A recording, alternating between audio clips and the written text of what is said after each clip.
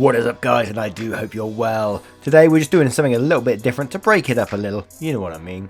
And we're going with AskReddit, people who have survived a murder attempt by dumb luck.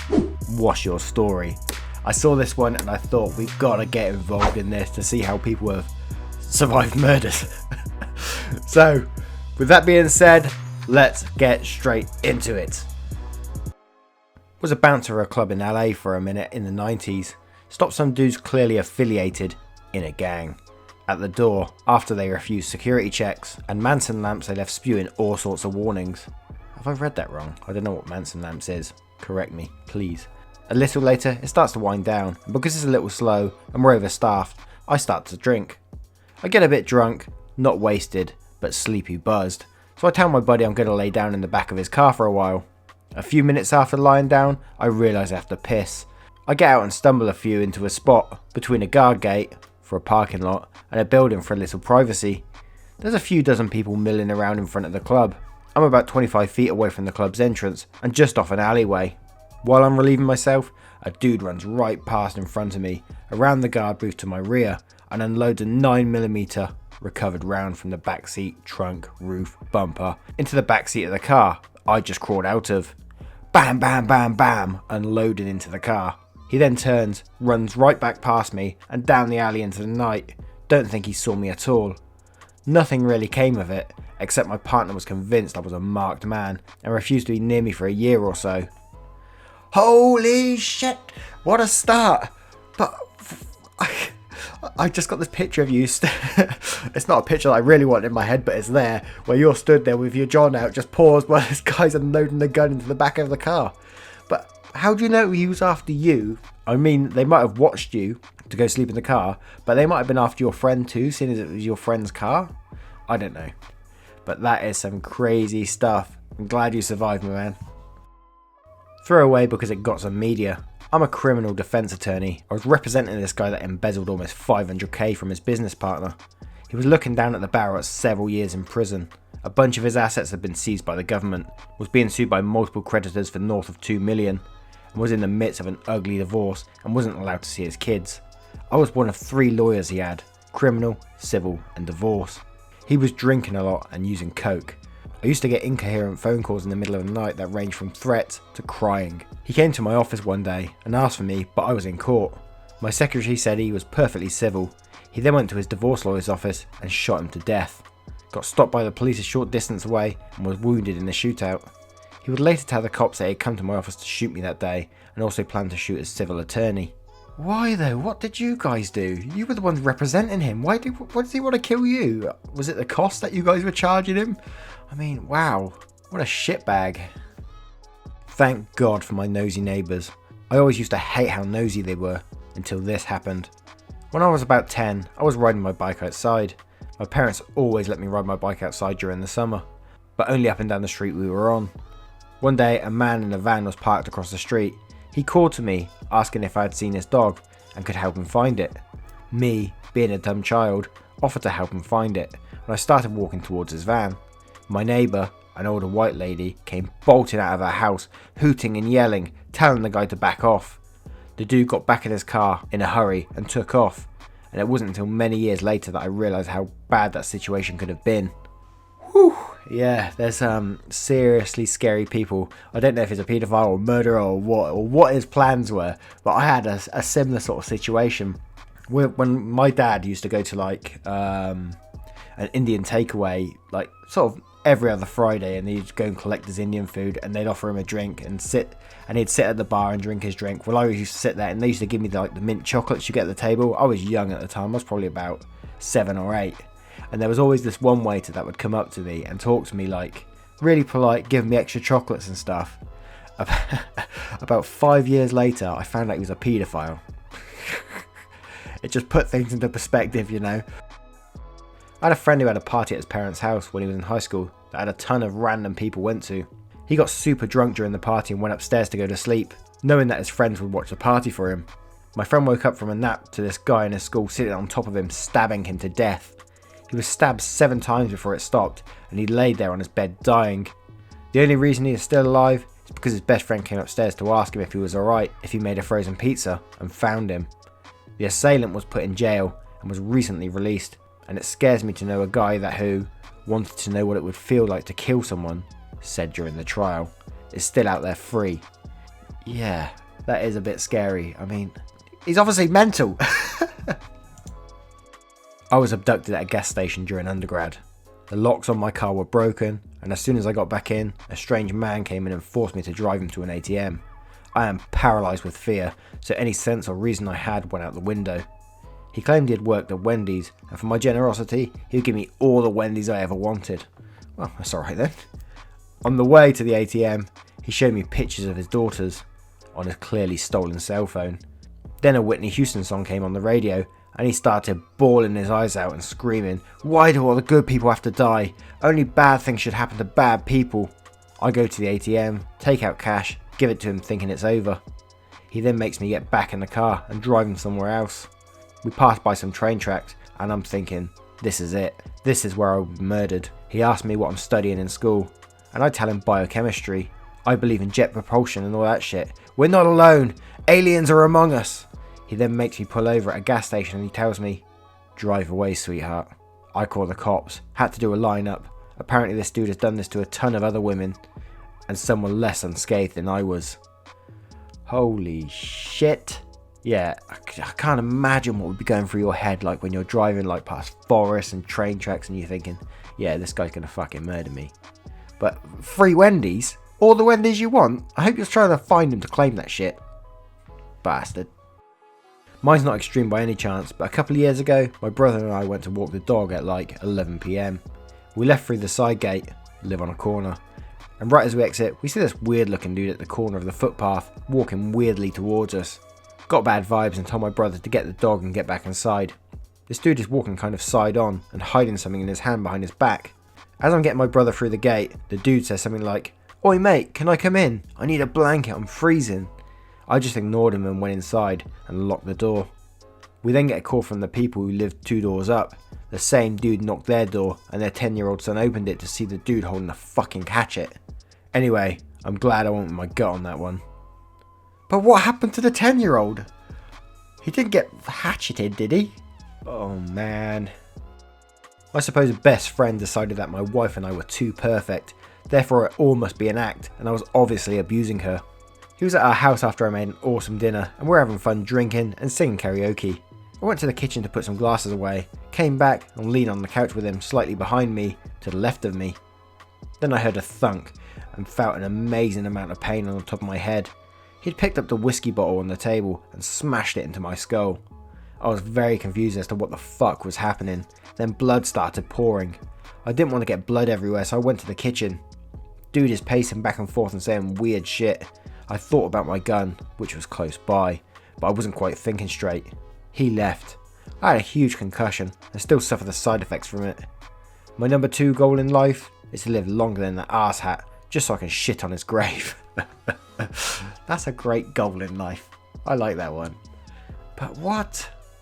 I'd love a bit more backstory to think why he decided that you and your wife are too perfect together. Obviously you must like your wife in some sort of way. But to smash someone over the head with a bottle, that's lame, man. I, 18 female back then, now 25, was on my way home after a night meeting a friend. My home was just 10 minutes away from the train station. After a few minutes, I felt someone following me. No big deal, I thought, just someone else walking home. But I started walking faster. I realised the person behind me was catching up. Weird. In my head, I started to make up scenarios of how to defend myself if the person would attack me. Never would I think of this actually to happen. Well, until I felt something on the back of my head, hitting me hard. I went furious. I turned around and attacked the guy. My mind was full of anger towards the stranger who, what I thought, hit me. We were wrestling until I fell on the ground. He was sitting on top of me, strangling me. I tried to crawl my nails into his eyes as deep as I could, but I started to black out. Suddenly there was this thought in my head, wake up or you will die. Well, adrenaline kicked in again, and I opened my eyes, screamed at the top of my lungs, attacking him again. That helped. He stood up and began to run. I laid there for a few seconds, then I started to run home, still screaming. My mum was already at the door and opened for me because my screams woke her up. Or her mother senses, who knows. She immediately calls the cops and they could arrest him on the same night. It turned out he actually shot me in the head from behind. They assumed that the gun didn't work properly, the bullet didn't penetrate my skull, and just stuck in there. As far as I know, they never found out why the gun misfired. I'm glad though. He told the cops that he already followed me a few times in the past, but never had the guts to do it. He wanted to kill me and rape my dead body. I know that's a wild story. I have some Swiss newspaper articles as a source if someone cares though. The fuck? What's the gun though? I don't know too much about guns. I'm a Brit. Come on now. But did the bullet actually come out and it just not fire hard enough or something? Or did it get stuck in the gun? Because from what I read that as, it sort of like got lodged just in the back of the head, but it wasn't powerful enough to obviously penetrate the skull. But want to do stuff with the body, man. What I'd be interested to know is how long that person is in jail for, because that is some sick shit. I was exiting a bar once after last call with a friend who was a medic. We saw a girl laying in a snowbank near a telephone pole who had just been hit by a car. We ran over and tried to help her. Some others were already on the phone with 911, and I, not having any medical training, didn't have anything to contribute, but didn't want to just leave. The whole situation was concerning. I turn around for a second and start hearing people screaming. I turn around and a minivan was heading for us. The few people around this woman, they already started to run, but I was too late. He hit me as I was trying to flee, put the car in reverse and ran over me again, and then forward and ran over me a third time. Turns out this guy was high and drunk, got into a fight with this woman's boyfriend, whom I bared a strong resemblance to. He thought I was him. Not to throw a pity party for myself, but 9 years later I have a ton of medical issues, and my life pretty much started on a downward spiral since then. But sure, I guess I survived. Edit, for everyone wondering about the guy, an off-duty cop watched the whole thing go down and copied his license plate number. He was apprehended 20 minutes later and charged with attempted murder, along with many other things. He pleaded out to just 3 years in jail. He actually killed someone a few years before drunk driving. How they thought that was appropriate is beyond me. What? So he's killed someone before, and he hit a girl, and then ran over you 3 times, obviously attempted murder, and he gets 3 years in jail. The justice system in the UK and the US is absolutely bonkers. It's just insane. I was 14 and outside in my garage petting my cat. It was November, so it was already dark by 5 PM. Someone opened the door behind me without me hearing, grabbed me by my ponytail and started dragging me outside. They hit me on my head with a brick and knocked me out. Pulled me halfway around my house. I'm guessing this when they stabbed me on the left side of my stomach. This must have brought me out my days, because my mum said she heard me scream from inside, where she and my brother and sister were in the kitchen. They came out the front door and saw me bleeding out on the sidewalk, called 911, had 12 stitches, double layer, a severe concussion and whiplash. Didn't eat and hardly slept for a week. They never found them. Edit, somehow believe for nearly 14 years I was 15 when this happened. Turns out I was 14. Wow. So the person was never found, so it could be like someone in your area or just like that. And then who does that to a child? I'm a firm believer if someone does that sort of stuff to a child, there's no hope for them. I don't care what people say in terms of, they can be rehabilitated and stuff like that. In my opinion, I'm sorry, but they just don't deserve to. It's absolutely sick. This all happened many years ago. I was a lead man at a factory. A girl starts working there, and I take an interest. After a few months, I found out she was in a terrible drug-fueled abusive relationship. Every night, I tell her to call me, and I come get her. Finally, after months, she calls me. I come get her and take her to my house. The guy she was in a relationship with didn't take too kindly to me taking her away. He spends the next 2 years harassing and threatening us. A few months after she and I got married, we went out for a few drinks. Her ex just happened to be at the bar we went to. We were sitting outside talking with a few other people. Next thing I know, I'm on my back on the ground with someone choking me. I try all I can to get them off me, but being blindsided and then being on top of me, it wasn't easy. As I struggle to get free, everything goes black. Then I see the light at the end of the tunnel. In that moment, I was certain this was the end of me. I somehow managed to get a better hold of this person's head and then yank them off me. And I yanked them off me. We run to the car and get away. A week or so later, my wife had been talking to everyone she thinks might know what happened. Turns out her ex had paid 2 people $50 to kill me that night.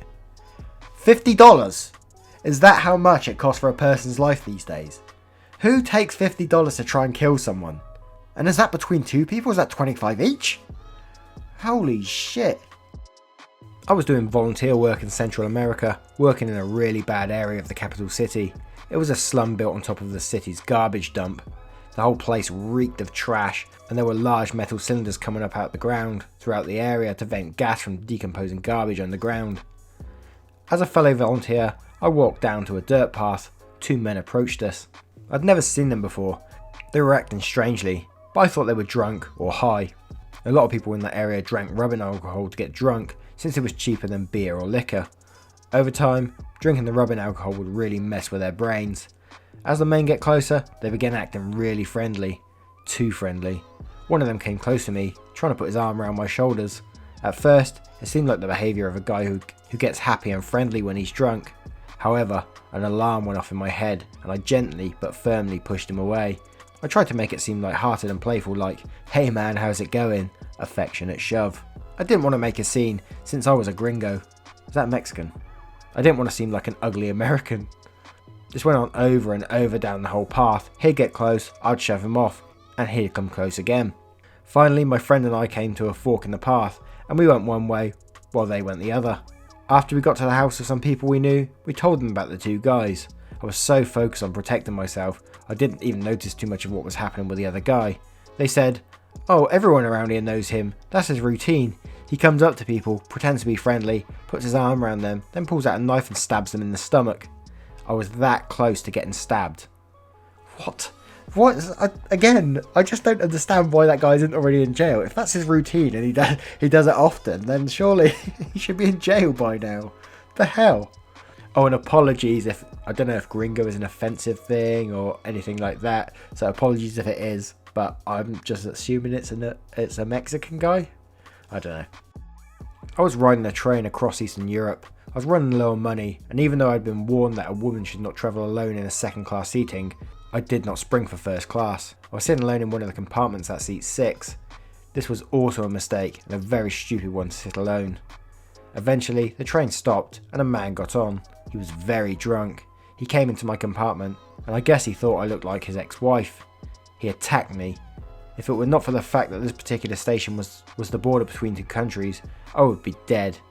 Instead, border patrol from both countries were on the train, and while I was unable to scream, the door was opened, and at least half a dozen uniformed men jumped him and saved me. I was in hospital for a little while, but recovered. At one point during the trial, one of the cops asked me if I wanted him and his buddies to hold the guy down while I hit him. What? I thought he was joking, so I said no, go ahead, you do it. I was also joking, but it turns out they took it seriously, and were about to. I did put a stop to that at least, but they were so offended that someone from their country would attack a young female American tourist, they were furious with him. So many people there depended upon tourism. Yeah, Eastern European countries. I mean, sometimes it gets quite a bad rep, but I've been to a couple like Poland and stuff. They're the nicest people. They get like in the UK, there's so many ignorant people that say, "Oh yeah, they're only over here for jobs and stuff." But it's this generalising here. But every Polish person I met are so welcoming and so nice. I've been across to Poland, and they're very nice. But yeah, their police are very strict, and they will come down on their own people like a ton of bricks if they think that they're messing up their tourism in any way. So I got jumped by 2 grown men when I was a freshman in college. I was walking back from my friend's house, and it was about 30 past midnight. One posed as a homeless man asking for $1, and the other had a security jacket like he worked for the university's safety patrol. When I passed the homeless guy saying I had nothing to give him, I saw the security guy walking towards me. This is when I felt a rear neck choke hold, and the security guy started wailing on me. I had my bag on me, but like I said, I literally had nothing on me. They couldn't take me down to the ground. Surprisingly, I must have had an adrenaline rush. The guy posing as a homeless guy said, "Open the backpack, find anything, let's dip." This lasted about 2 to 3 minutes, but it felt like forever. The whole time I could feel something pointy in my back, but I just like to think that the guy was extremely excited, and it wasn't a knife. Luckily, it was right outside my friend's house, and a couple of them came running out when they heard the commotion. The guys fled immediately when 3 of my friends came sprinting towards them. I still look behind me when I walk home alone. Thank God for friends, eh? It's a shame you didn't catch him and give him a beating though. Wow.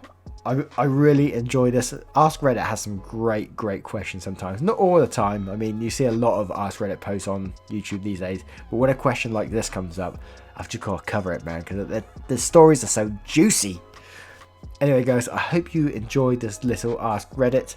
And if you would like more, obviously, you know what to do. Much love, guys. Take care now. Goodbye.